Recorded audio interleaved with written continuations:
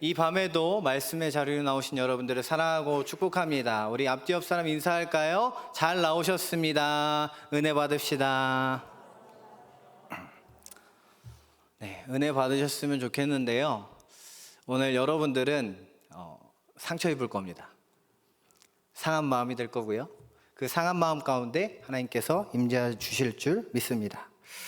한 주간 잘 지내셨습니까? 어떤 분들은 주님의 은혜 안에서 평안히 잘 지냈습니다 얘기하시는 분들이 계실 것 같고, 또 어떤 분들은 그럭저럭 잘 지냈습니다 하시는 분들이 계실 것 같아요. 만약 누군가 저에게 잘 지내셨나요 물으신다면 저는 이렇게 대답해 드리고 싶어요. 정말 괴롭고 처절하고 힘든 한 주를 보냈다. 네. 아니, 목사님이 그런 한 주를 보냈다고요? 제가 주중에 봤는데 되게 얼굴이 기뻐 보이시던데요. 이렇게 하실 분들이 계실 거예요.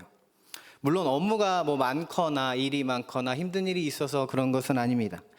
무언가 깨닫고 마치 제 자신이 무너져 내리는 듯한 그런 감정을 경험했기 때문이에요. 정말로 인정하기 싫었던 제 모습을 보게 됐기 때문이에요. 그래서 오늘 말씀을 전할 때 정말로 많은 방해가 있었던 것 같습니다. 오늘 말씀을 전할 때 함께 기도하는 마음으로 함께 들어주시기를 부탁드립니다. 네, 오늘 말씀이 나온 배경을 보면 예수님의 제자들, 특별히 동일 본문인 누가복음 말씀을 보면 갈릴리 각 지역과 동네로 주님을 따르는 70인의 사람들을 예수님께서 보내십니다. 예수님께서는 그곳에서 회개와 하나님의 나라를 전하라 말씀하셨어요. 그런데 사람들이 그 복음을 받아들이지를 않습니다.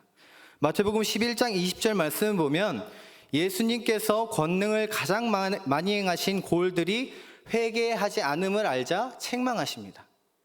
21절 말씀을 보면 화가 있을진저 고라시나, 고라시는 갈릴리 호수 북쪽에 위치한 성읍이에요. 화 있을진저 벳세다야, 벳세다는 갈릴리 호수 북동쪽에 위치한 성읍입니다. 이 고라신과 벳세다를 향한 기적을 두로와, 이방 땅인 두로와 시돈에서 행했으면 그 사람들이 베옷을 입고 제 위에서 회개했을 거다 예수님께서 말씀하시죠. 그리고 23절 말씀에서는 갈릴리 호수 북서쪽에 위치한 가버나움을 책망하세요. 내가 어디까지 높아지겠느냐, 결국 음부까지 낮아진다 책망하시면서 내가 행한 모든 권능을 소돔에서 행했다면 유황불로 그 망했던 소돔이 지금까지 있었을 거다라고 말씀하십니다. 그 후에 오늘 말씀 본문이 나오고 있어요.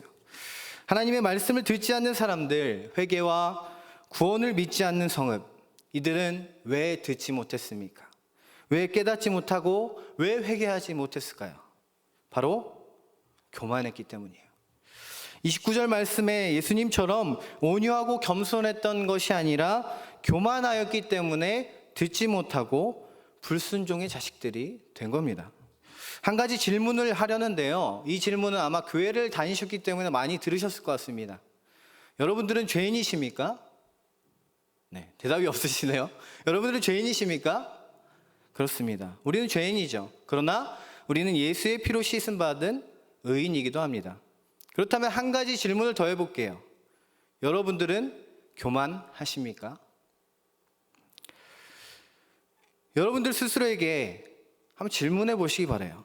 대답하시는 분이 한 분도 안 계신데, 목사님 어떻게 그렇게 신뢰되는 질문을 하세요? 하실 수 있는 분들이 계실 수도 있습니다. 그러나 다시금 한번 질문해 보시기 바랍니다. 나는 교만합니까?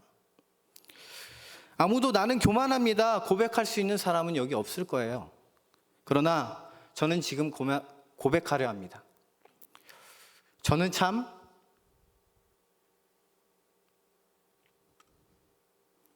교만한 사람이었습니다.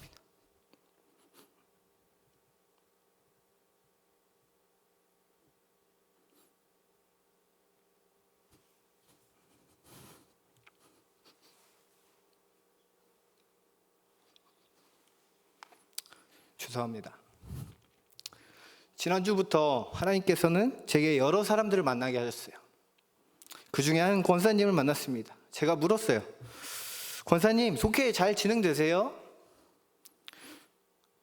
그러자 권사님께서는 속회가 잘 진행된다고 말씀을 해주셨습니다. 그런데 이런 말씀을 하시더라고요.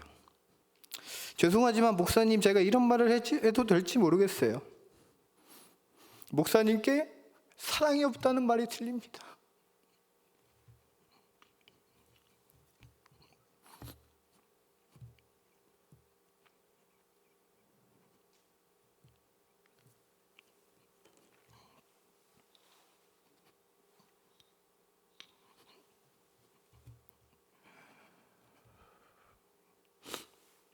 죄송합니다. 제가 의아해하면서 권사님에게 물었어요. 권사님, 근데 이렇게 대답해 주시더라고요. 카페에서 속도원들끼리 함께하고 있어도 지나가면서 목사님 들리시지 않고 우리한테 관심이 없으신 것 같아요, 이렇게 얘기를 하시더라고요. 저는 권사님께 티를 내진 않았어요. 근데 솔직히 엄청난 충격을 받았어요. 사실 지난 목회지, 지난 교회에서는 절대로 성도님들끼리 모여있는 자리에 가지 않는 것이 룰이었어요. 그게 당연한 것이었고요. 또 점심 식사를 하러 가는데 만약에 성도님들이 그곳에 많이 계시다, 그러면 그분들이 혹시 내실까봐, 부담 가지실까봐 안 가는 게 당연한 거였습니다. 저도 그게 옳다고 생각했어요. 그래서 안 간 이유도 있었습니다. 그런데 내가 배운 것이 당연하고 옳다고 생각했기 때문에 저는 나름 잘하고 있다 생각했던 것 같아요. 아무튼 권사님께는 앞으로 잘해보겠습니다 말씀하고 다짐하는데, 집에 가서도 며칠간 이 말이 맴도는 거예요. 정말 내가 잘했다고 생각하니? 정말 내가 옳았다고 생각하니? 며칠간 고민하고 기도한 끝에 잘하고 있어 라고 하는 그 제 마음속에 교만이라는 것이 있다는 것을 알게 됐습니다. 난 잘하고 있어, 난 옳아, 이러한 생각과 마음이 제 교만에서 시작된 것을 알게 된 거죠. 여전히 여러분들에게도 이 마음이 혹시 있으십니까? 죄악의 뿌리라고 하는 이 교만은요, 정말로 교활해서 여러분들이 절대로 알아보지 못하는 모습으로 변해 있습니다. 누군가에게는 이게 옳아, 의로움을 주장하는 의로운 모습이 나타납니다. 누군가에게는 헌신하고 봉사하는 선한 모습으로, 내가 그 모습을 통해서 스스로 자부심을 느끼고 스스로 만족하는 그러한 것으로, 누군가에게는 남들보다 앞서 일하는 멋진 모습으로, 내가 앞장서고 있어 라는 모습으로 나타나기도 해요. 그러나 스스로 높아져 있는 교만을 보게 되면 우리는 무너지게 됩니다. 교만이 배려라는 옷을 입을 때도 있어요. 감춰져 있는 것도 본 적이 있습니다. 그런데 알고 보면 내 중심적인 배려였고, 배려가 아니라 나를 지키기 위해서 하는 일들이 더 많이 있었다는 거예요. 이렇게 교만은 변장하고 감추어져 있습니다. 이렇듯 제 교만도 꽁꽁 감추어져 있었습니다. 잘하고 있어 라는 자신감으로 말이죠. 이러한 교만에 물들어 있는 사람들은요, 오늘 말씀 이전 배경 말씀인 그 갈릴리 성읍 사람들처럼 하나님의 음성이 절대로 들리지가 않습니다. 회개하라, 천국이 가까이 왔다, 아무리 외치고 아무리 들려도 마음속에 회개함이 없어요. 귀로는 들려도 마음이 울리지 않습니다. 나는 잘하고 있잖아, 나는 할 만큼 하고 있잖아, 지금 이 상황에서 이만큼 하고 있으면 잘하는 거 아니야? 라고 자기 위안을 하고 그 말씀을 한 귀로 흘려 보내기 때문이죠. 사랑하는 여러분, 지금 여러분들 속에 있는, 우리들 속에 있는 교만을 찾아내길 바랍니다. 믿음의 변증가 C.S. 루이스는요, 우리에게 두려운 질문을 던져줘요. 교만한 사람들이 하나님을 믿는다고 하면서 신앙적으로 행세하는 사람들은 대체 뭔가? 라는 질문을 우리에게 던져줍니다. C.S. 루이스는요, 이 충격적인 질문에 대해 이렇게 대답합니다. 몇 년을 믿었던, 어떤 직분을 갖고 있건 간에 그들은 상상 속의 하나님을 섬기고 있는 것이다 라고 말이죠. 그런 사람들도 온전한 믿음을 가진 사람들처럼 자기들이 하나님 앞에서는 아무것도 아닌 것처럼 합니다. 그런데 다른 점이 있대요. 그 상상 속의 하나님이 자신을 다른 사람들보다 더 낮게 여긴다, 더 좋게 여긴다, 인정해주고 있다라고 생각한다는 것이죠. 혹시 이 이야기가 내 이야기입니까? 혹시 나는 신앙생활을 잘한다 생각하십니까? 남보다 내가 낫다 혹시 생각하십니까? 그러면 그것은 교만입니다. 교만은 죽음의 암덩어리라 불려요. 죽음의 덫이라 부리고요. 이 교만에서 모든 죄가 시작되고 그 교만은 인간이 짓는 가장 큰 죄입니다. 교만을 물리치시길 바랍니다. 숨어있는 교만을 찾으시고 마음을 찢어 회개하십시오. 그러면 회개의 영을 우리에게 부어주셔서 우리를 돌이키고 용서해 주시며 새로운 삶의 길로 인도해 주실 줄 믿습니다. 교만한 사람은 스스로 모든 짐을 지고 살아가요. 왜냐하면 내가 하니까, 내가 모든 것을 지고 나아가니까. 저도 몰랐지만 깨닫고 나니까 잘하려고 하는 욕심이 저한테 있었더라고요. 칭찬 듣고 싶고 사람들에게 잘 보이려는 욕심이 되게 있었어요. 그러다 보니까 사역을 감당하는 게 너무도 힘이 들었습니다. 세상 모든 짐을 다 제가 지고 있는 것 같더라고요. 그 사람들에게 오늘 예수님께서는 새로운 길을 제시해주고 계세요. 28절 말씀과 함께 합독하시도록 하겠습니다. 시작.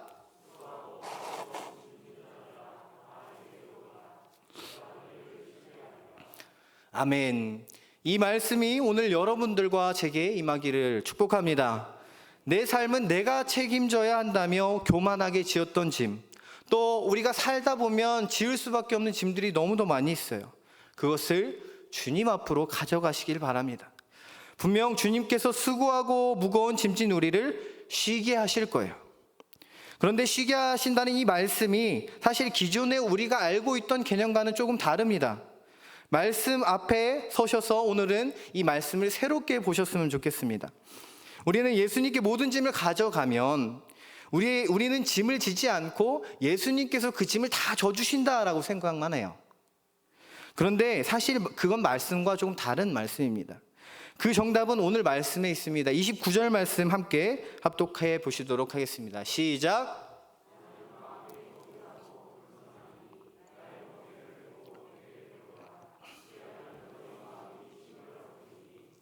아멘.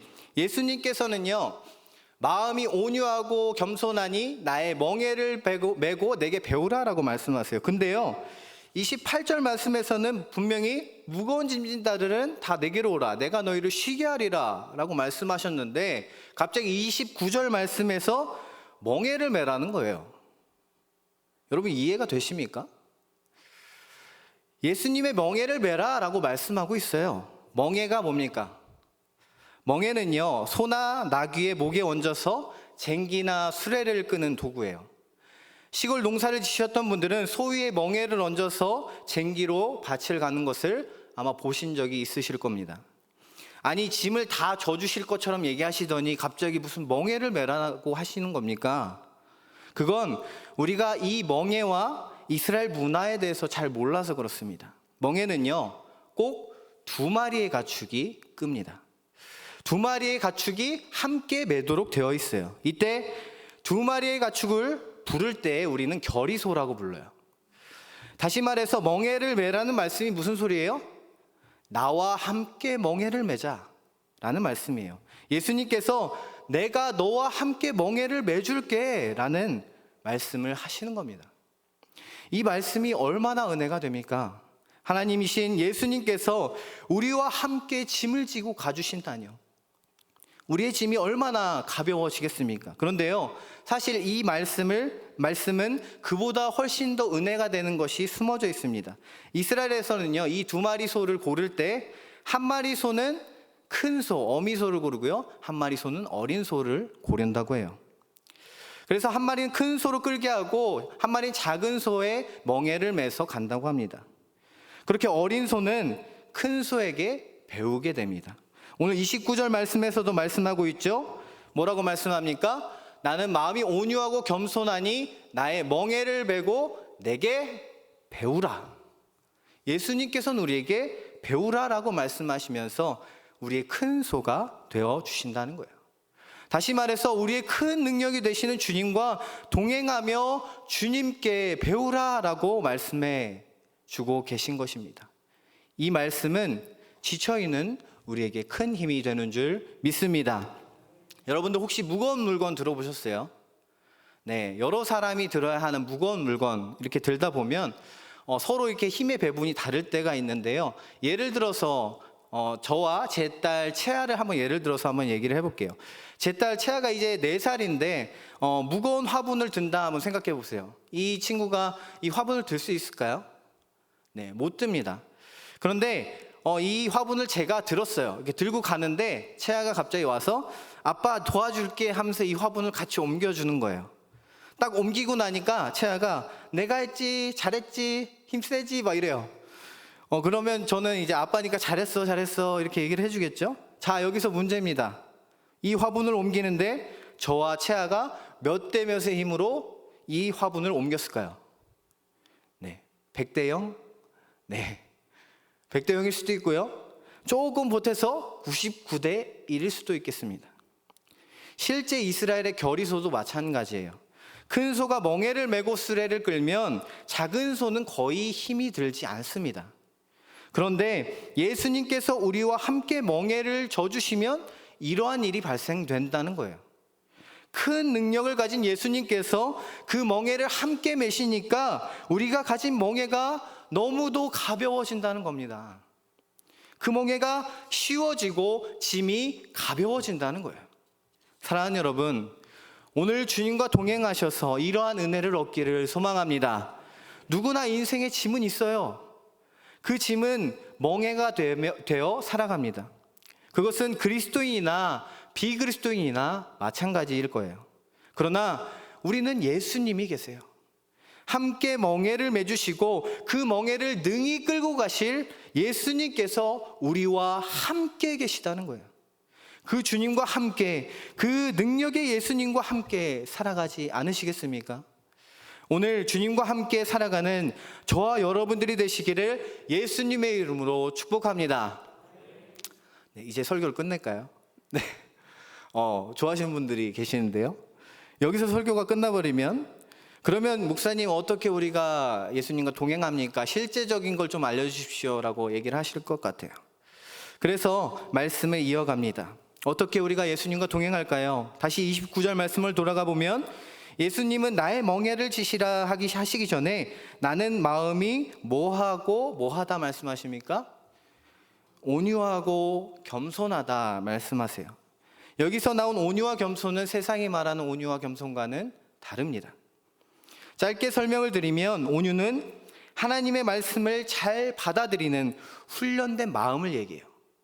겸손은요, 우리가 그냥 누군가한테 머리를 숙이고 고개를 조아리고 그게 겸손이 아니라 예수님의 낮아짐 같이 한없이 낮아지고 존재 자체가 낮아지는 것을 얘기를 해요. 이 온유와 겸손은요, 동전의 양면과 같습니다. 절대로 떨어질 수도 없고요, 하나가 없을 수도 없어요. 온유하지 않은데 겸손한 사람 없습니다. 겸손하지 않은데 온유한 사람 없습니다. 이 온유와 겸손은 예수님의 모습 그 자체를 보여주고 있는 거예요. 이 온유와 겸손의 예수님을 따라가라는 겁니다. 그렇게 살아가라는 거예요. 그런데 사실 이보다 힘든 일이 어디 있습니까? 온유와 겸손 할 수 있겠습니까? 여러분들은 하실 수 있는지 좀 잘 모르겠지만 저는 못할 것 같아요. 교만하고 악한 우리가 어떻게 온유와 겸손을 할 수 있을까요? 그렇기에 우리는 성경에 수도 없이 말하는 경외라는 것을 해야 해요. 성경에 수도 없이 말합니다. 하나님을 경외하라, 여호와를 경외하라, 그리스도를 경외하라, 주를 경외하라. 우리는 고백하죠. 하나님은 주님이십니다. 하나님은 왕이십니다. 하나님이 주인이시면 우린 뭘까요? 종이에요. 하나님이 왕이시면 우린 뭡니까? 백성이에요. 여러분, 하나님이 주님이시고 왕이신데 주인 허락 없이, 왕의 허락 없이 내가 좋은 대로 결정할 수 있어요?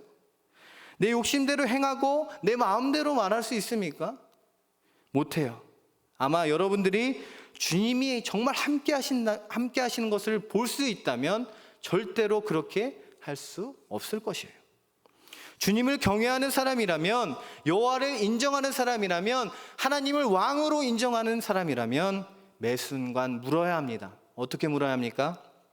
주님, 지금 나는 어떻게 해야 할까요? 주님, 내가 무엇을 해야 합니까? 그러면 성령님께서 여러분들 각자의 능력과 은사와 믿음의 분량에 따라 하실 것을, 실행해야 할 것을 말씀해 주실 줄 믿습니다. 오늘 말씀 다 잊어버려도 좋습니다. 네, 좋진 않아요. 하지만 좋습니다. 이 하나만 기억해 주십시오. 주님, 지금 나는 어떻게 해야 합니까? 주님, 내가 무엇을 해야 합니까? 이것만 기억하십시오. 그리고 매 순간 묻고 살아가십시오. 그러면 우리는 무거운 짐을 주님과 함께 질 수 있고요, 온유와 겸손의 길을 예수님과 함께 갈 수 있을 줄 믿습니다. 이 시간 우리 찬양하실 텐데요, 예수 늘 함께 하시네 라는 찬양이에요. 잘 모르시는 찬양이시더라도 함께 우리 이 고백을 하나님 앞에 드리기 원합니다.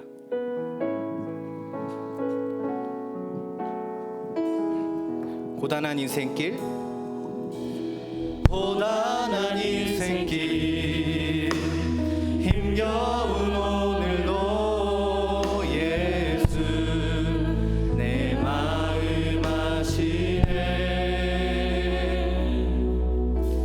지나간 아픔도 마주할 세상도 예수 내 마음 아시네. 하루를 살아도